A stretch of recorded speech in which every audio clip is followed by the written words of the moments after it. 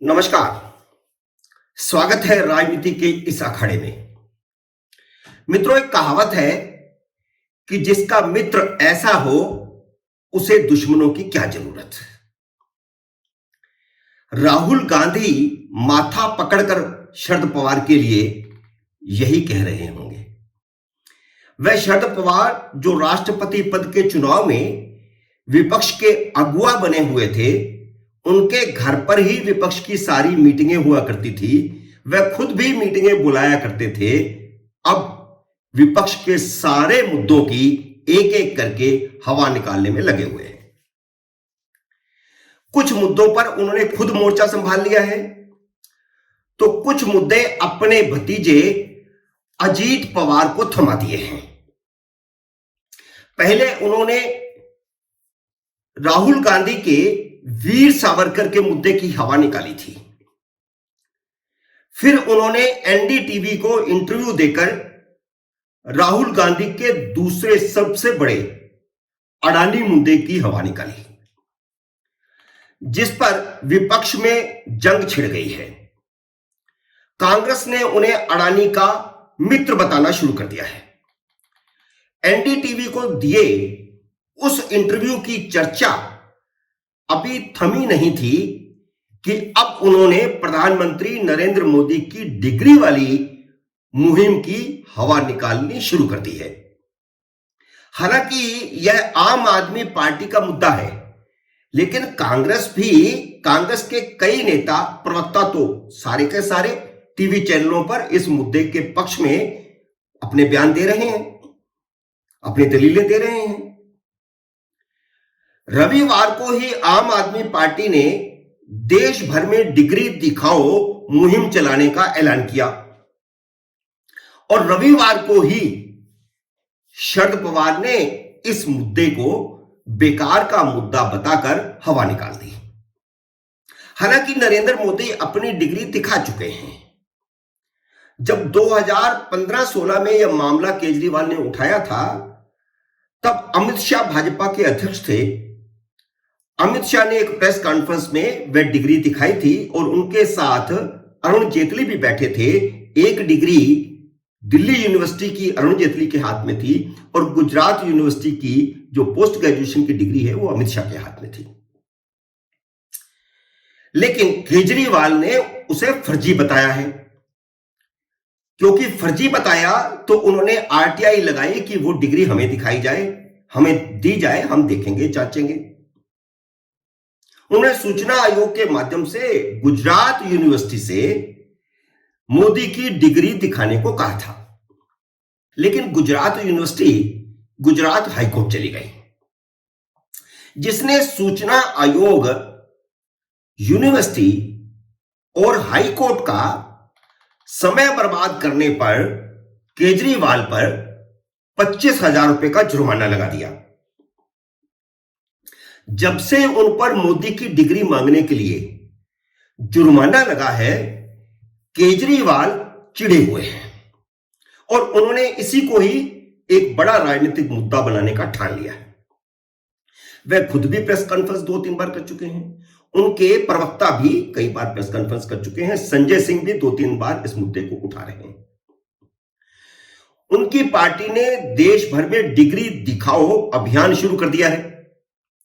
मोदी विरोधियों ने जैसे 2015 में अपने पुरस्कार लौटाने का अभियान शुरू किया था, वैसे ही मोदी विरोधियों ने सोशल मीडिया पर अपनी डिग्रियां पोस्ट करना शुरू कर दिया है।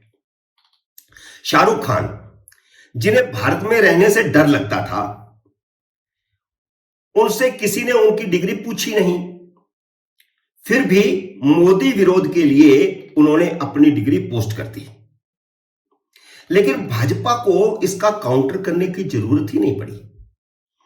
शरद पवार ने यह कहकर मुद्दे की हवा ही निकाल दी कि यह कोई राजनीतिक मुद्दा ही नहीं है कि मेरी डिग्री क्या है, तुम्हारी डिग्री क्या है, उसकी डिग्री क्या है।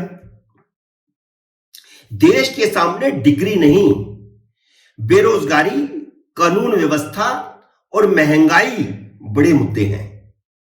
इन 3 मुद्दों का सवाल खास तौर पर है। डिग्री कोई राजनीतिक मुद्दा नहीं हो सकता। अब शरद पवार जैसा परिपक्व वयोवृद्ध नेता जब इस बात को कहता है तो निश्चित रूप से समाज में इस मुद्दे की हवा निकलती है, यह मुद्दा नहीं बनता। शरद पवार ने कहा कि सरकार से जनता के मुद्दों पर सवाल करना चाहिए, व्यक्तिगत मुद्दों पर नहीं। यह छिछोरापन है। उन्होंने कहा कि बेमौसम बरसात की वजह से किसानों की फसलें बर्बाद हो गई। इस पर चर्चा होनी चाहिए कि कैसे किसानों की भरपाई हो, ज्यादा से ज्यादा भरपाई हो, और जो मौसम बदल रहा है उसे कैसे ठीक किया जा सकता है। एक तरह से उन्होंने पर्यावरण का मुद्दा उठाया। उन्होंने कहा कि प्रधानमंत्री की डिग्री पूछना यह क्या मुद्दा है। इससे पहले नागालैंड में एनसीपी के 6 विधायकों से एनडीए सरकार को समर्थन दिलाकर शरद पवार ने राजनीतिक विकल्प का इशारा कर दिया है। विपक्ष के 2 और मुद्दों की हवा निकालने की जिम्मेदारी उनके भतीजे अजीत पवार ने संभाली हुई है। फेक न्यूज पर सरकार के नए नियम का समर्थन करते हुए उन्होंने कहा कि मीडिया को जिम्मेदार बनना चाहिए, चाहे वो रेगुलर मीडिया हो या सोशल मीडिया हो।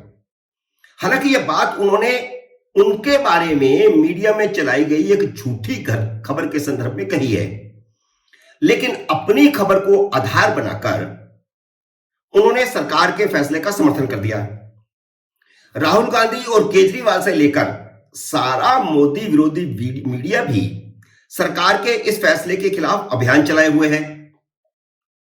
सरकार ने फैसला यह किया है कि सरकार से जुड़ी फेक न्यूज चलाने वालों के खिलाफ कार्रवाई होगी।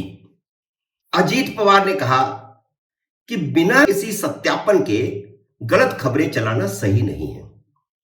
इतनी सी बात कहकर उन्होंने बड़ी बात कह दी और सरकार के पक्ष में, केंद्र सरकार के पक्ष में अपना स्टैंड बता दिया। दूसरा मुद्दा उन्होंने ईवीएम मशीनों को लेकर के लिया है। पिछले दिनों शरद पवार के घर पर ही विपक्षी दलों की बैठक हुई थी। इस बैठक में कांग्रेस के दिग्विजय सिंह ने ईवीएम मशीनों का एजेंडा रखवाया था। उन्होंने ईवीएम मशीनों के विरोध पर प्रस्ताव भी पास करवाया और प्रेस कॉन्फ्रेंस में खुद दिग्विजय सिंह ने कहा कि चुनाव आयोग को ज्ञापन दिया जाएगा कि बैलेट पेपर से चुनाव करवाए जाए। लेकिन इस मुद्दे पर शरद पवार उस प्रेस कॉन्फ्रेंस में चुप बैठे रहे थे। साफ है कि यह कांग्रेस का एजेंडा है। अब अजीत पवार ने कहा है कि ईवीएम पूरी तरह से भरोसेमंद है, और सिर्फ इतना नहीं कहा बल्कि उन्होंने यह भी कहा कि जो राजनीतिक पार्टियां चुनाव हार जाती हैं वे अपनी हार के लिए ईवीएम को दोष देने लगती हैं। लेकिन मेरा मानना है, उन्होंने कहा अजीत पवार ने, कि उनका मानना है कि ईवीएम को दोष देना जनादेश का अपमान करने जैसा है। मित्रों, यह चल रहा है विपक्ष, इस तरह चल रहा है विपक्ष। एक दूसरे को धोबी पाठ से मारा जा रहा है। ऐसा विपक्ष मोदी को क्या टक्कर देगा।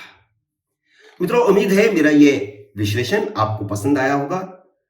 पसंद आए तो इसे लाइक और शेयर कीजिए, अपने मित्रों के साथ इसे शेयर करें, और कृपया चैनल को सब्सक्राइब नहीं किया हो तो सब्सक्राइब भी कर दें, अपना आशीर्वाद दें, घंटी का बटन भी दबाएं ताकि जैसे ही मेरा नया वीडियो आए आपको सूचना आए।